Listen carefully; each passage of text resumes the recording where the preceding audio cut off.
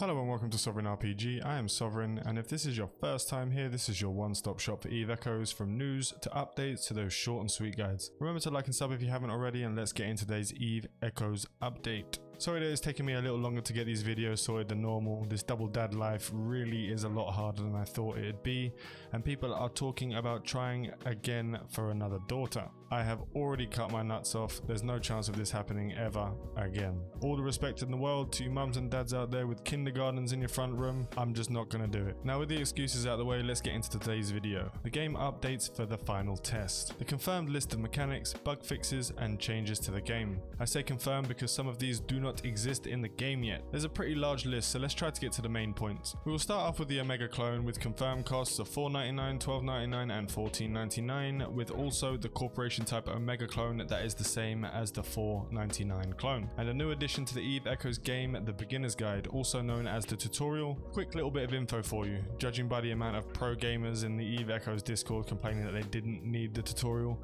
they are proper professionals. They need a way to skip it. We don't need tutorials. Well, the devs kindly added a long press during the tutorial that brings up a skip button in the top right of the screen. Just press it and pro your way to a podded future. Beginner's insurance used to fix damaged ships for free, with guides that pop up after certain experiences like being podded in PvP for the first time.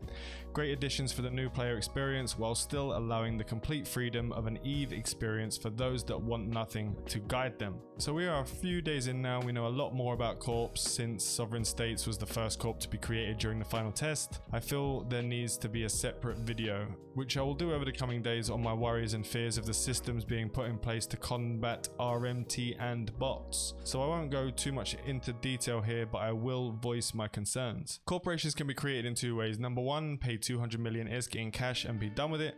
Number two, pay 20 million ISK and get a loan, having to pay the 200 million ISK loan off by the end of 3 months or be deleted. Your corp will also have limited function until this is paid off. Now, since nearly all corp functions are not functional as of right now, we don't know the exact limits. You can send mass messages out to your whole corp. This is great for if you need everyone to know quickly about something that's going on in your systems. Corp offices can be rented in multiple stations but have a cost of around 1.5 million ISK, a 500k setup, and 1 million ISK weekly per office.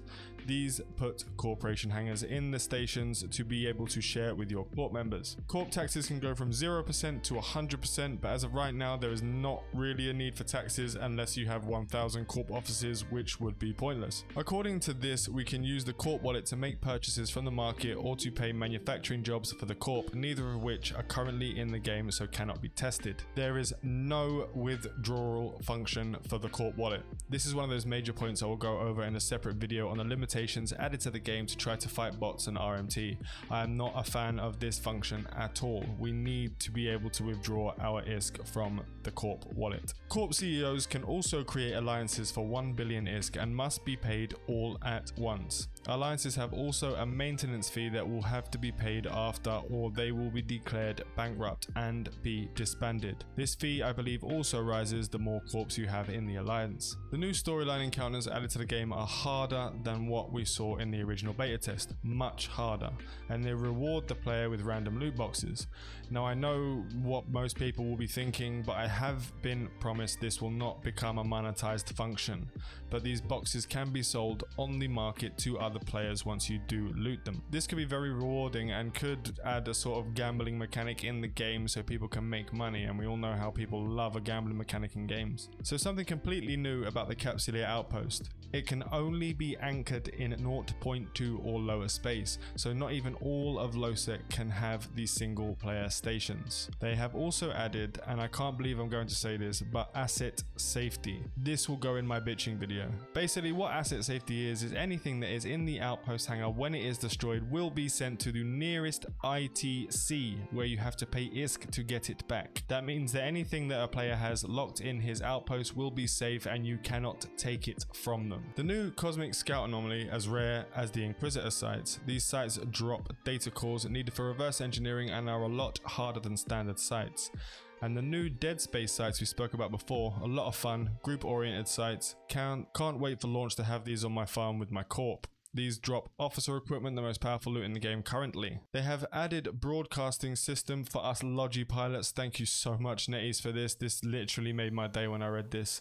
What this does for those who haven't had much experience in EVE, if you need me to repair you as a LOGI pilot, you press a button, it comes up for me to target you and rep you. Just the most beautiful and easy quality of life thing they could have done for LOGI pilots. There has been a lot of updates, fixes and visuals added to the game, and the languages German, French, Brazilian, Portuguese, Spanish, Russian have also been added to the game. Lots and lots of stuff to check out and test. Make sure to go into the EVE Echoes Discord and go to the hashtag EVE Suggestions channel to give your feedback on anything that has been added or that was in the game before. Without you sharing your feedback, the dev team will never know. Make sure to like and sub for your one-stop shop to EVE Echoes content. Fly safe and avoid local chat scams.